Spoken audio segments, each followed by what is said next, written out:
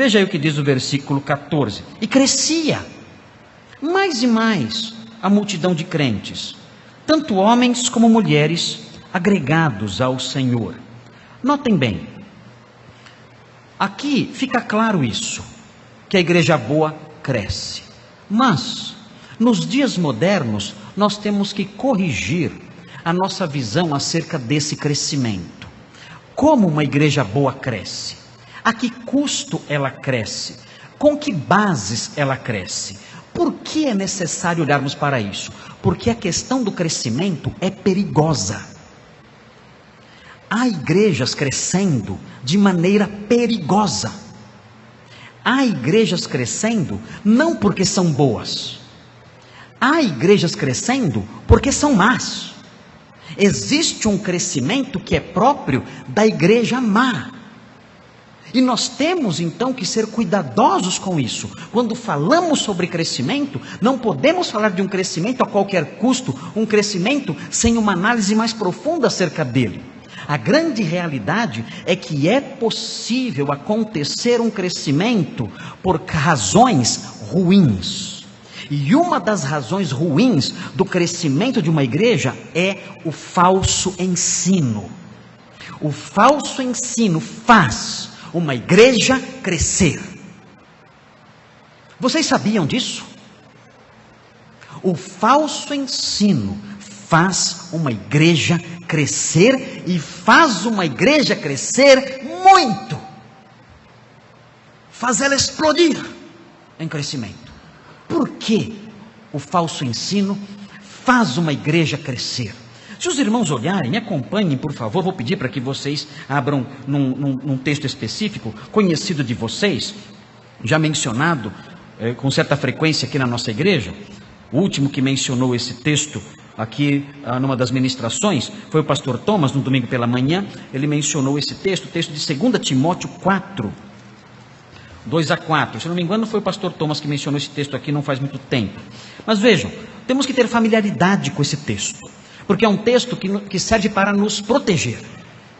Vejam o que diz, 2 Timóteo 4, 2 a 4. Vejam por que uma igreja pode crescer de forma errada. Veja o que diz aqui, 2 Timóteo 4, 2 a 4. Diz assim, Paulo falando a Timóteo, ele fala: prega a palavra, insta, quer seja oportuno, quer não, corrige, repreende, exorta, com toda a longanimidade e doutrina. E aí ele diz por quê? Ele diz, pois haverá tempo em que não suportarão a sã doutrina. Vejam o modo, os termos que Paulo usa aqui. As pessoas não suportarão a sã doutrina. Para elas será algo, a sã doutrina será algo intragável, insuportável. A sã doutrina será algo que elas não poderão escutar.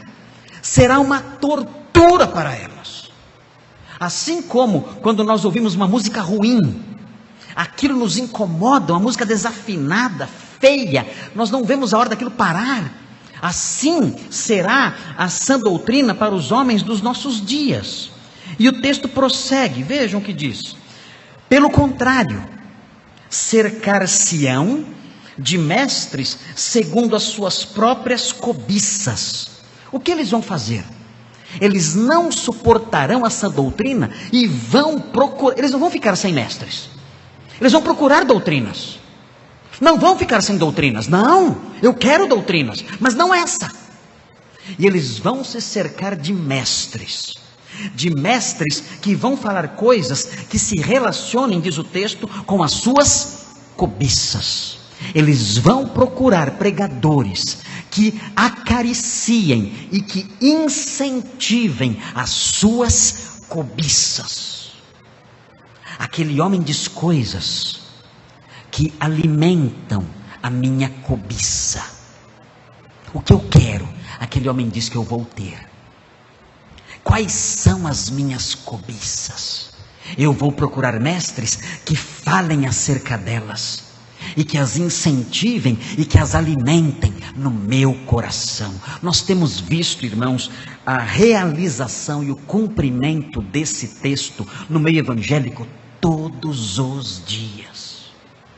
Multidões, milhares, milhões de pessoas procurando mestres segundo as suas cobiças. Venha, siga-me. Quer ficar rico? Quer se livrar de suas dívidas?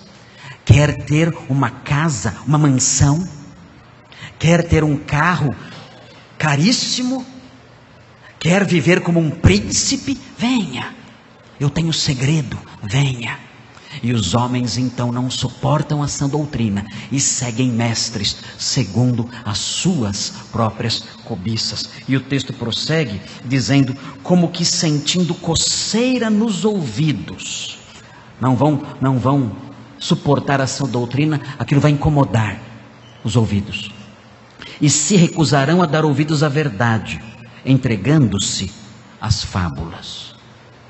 Ou seja, os falsos mestres terão sucesso total, completo. As igrejas dos falsos mestres não terão 30 pessoas. Não. As igrejas dos falsos mestres, que pregam de acordo com as cobiças, essas igrejas não terão 100 pessoas, 200 pessoas, não.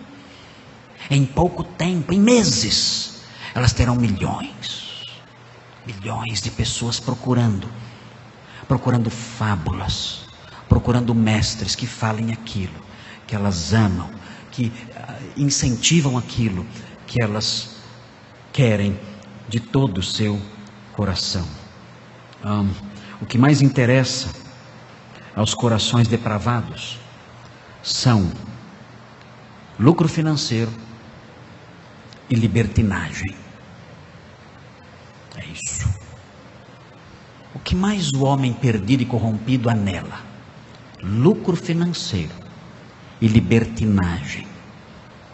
Esses falsos mestres então vão acalentar essas coisas, uma ou outra, ou uma e outra.